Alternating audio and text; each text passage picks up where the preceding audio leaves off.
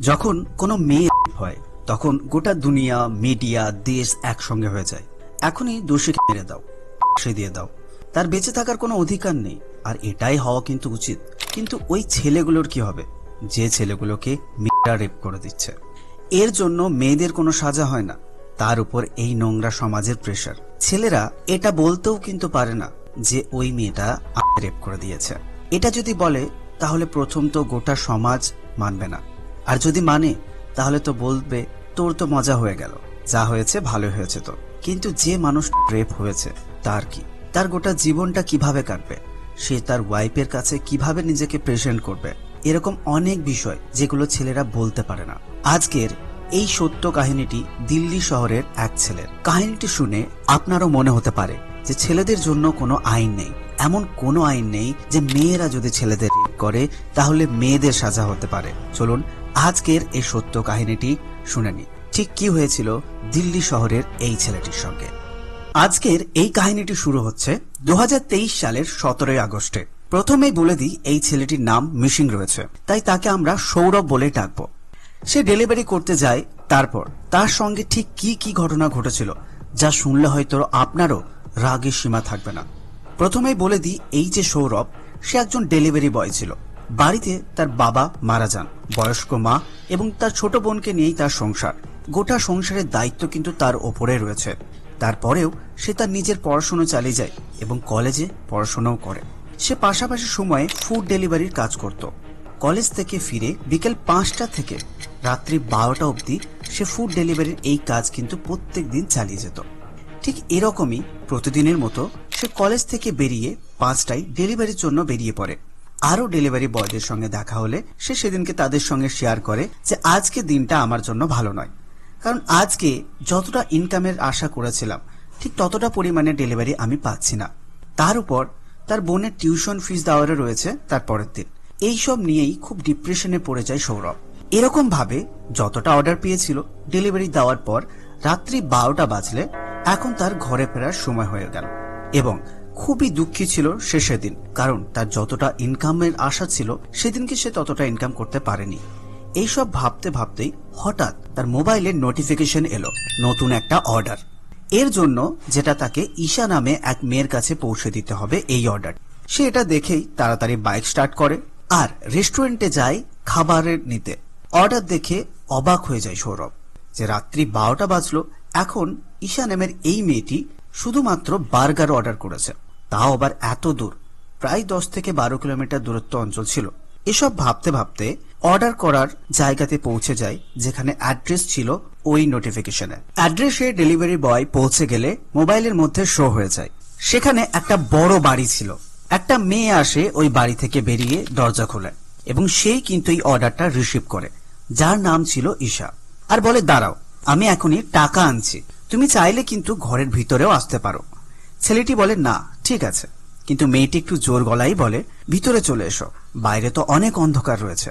তাই ছেলেটি ভেবে ভিতরে চলে যায়, এটা ভেবে যে বাইরে তো অনেক অন্ধকার আছে, কোনো ব্যাপার না, আমি ক্যাশ নেব, চলে যাব। কিন্তু সে ভিতরে ঢুকে দেখে 4 জন মেয়ে পার্টি করছে, সঙ্গে রয়েছে অনেক ড্রিঙ্কস, আর কোনো ছেলেও নেই তাদের সঙ্গে। ছেলেটির মাথায় বাড়ি যাওয়ার চিন্তা, তারপর তাকে কাল সকালে কলেজ যেতে হবে এবং বোনের টিউশন ফিস। এসব ভাবতে ভাবতেই মেয়েটি তার সামনে এসে দাঁড়ায় এবং সৌরভকে বলে ক্যাশ তো আমি তোমাকে দিয়ে দিচ্ছি, চাইলে আরো বেশি ক্যাশ আমি তোমাকে দিতে পারি যদি তুমি আমাদের সঙ্গে এই পার্টিতে জয়েন করো।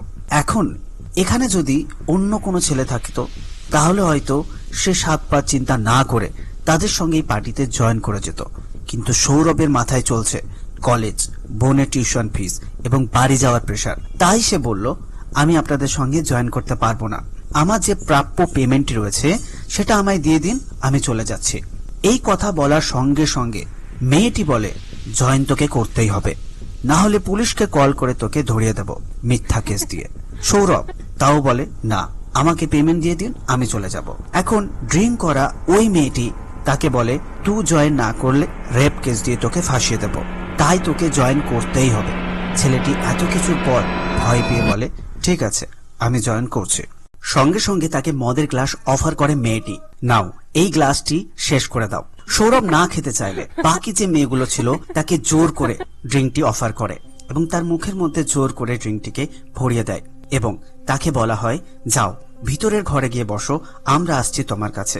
সৌরভ এখন ভাবতে থাকে, আমি যদি এই সিচুয়েশন থেকে পালিয়ে যাই তাহলে ডেলিভারি অ্যাপ থেকে আমার নাম্বার পেয়ে আমার নামে মিথ্যা কেস দিয়ে আমাকে ফাঁসিয়ে দিতে পারে, তাতে আমার জীবনটা তো শেষ হয়ে যাবে। এসব ভাবতে ভাবতে সে চলে যায় রুমের মধ্যে। তারপর তার সঙ্গে যেটা হলো সেটা কোনো মানুষের সঙ্গে হওয়া একদমই উচিত নয়, যেটাই হোক না কেন, তার কম বয়স হোক বা বেশি বয়স। সৌরভ এখন বেডরুমের মধ্যে বসে রয়েছে। প্রথম মেয়ে ঈশা তার কাছে আসে, তাকে রেপ করে। সেকেন্ড মেয়ে আসে, থার্ড মেয়ে আসে, ফোর্থ মেয়ে আসে, সবাই তাকে কিন্তু রেপ করে। তাকে সেই রাত্রে রেপের শিকার হতে হয়েছিল। অনেকজন এটা শুনে হয়তো ভাববে কি হয়েছে তাতে, সে তো একটা ছেলে। কিন্তু একবার আপনি শান্ত মাথায় একবার ভাবুন, এটা কি কোনো ছেলের পক্ষে মেন্টালিটি ভাবে বা ফিজিক্যালি ভাবে সম্ভব? কোনো কিছু যদি বেশি পরিমাণে হয়ে যায় তাহলে সেটা মৃত্যুর শিকার অব্দি হওয়া যেতে পারে। যেমন মেয়েদের জীবন নষ্ট হয়ে যায়, ঠিক তেমনই ছেলের জীবনও নষ্ট হয়ে যায়। প্রায় 2 থেকে 3 ঘন্টা সৌরভের সঙ্গে অত্যাচার চলতে থাকে। প্রায় রাত্রি 3টে থেকে 4টে অব্দি তার সঙ্গে এই ঘটনা ঘটতে থাকে। তারপর যখন মেয়েগুলো জ্ঞান ফেরে তখন সৌরভকে বলে, যা তুই এখান থেকে পালিয়ে যা, না হলে তোকে কিন্তু আমরা আবার ফাঁসিয়ে দিতে পারি।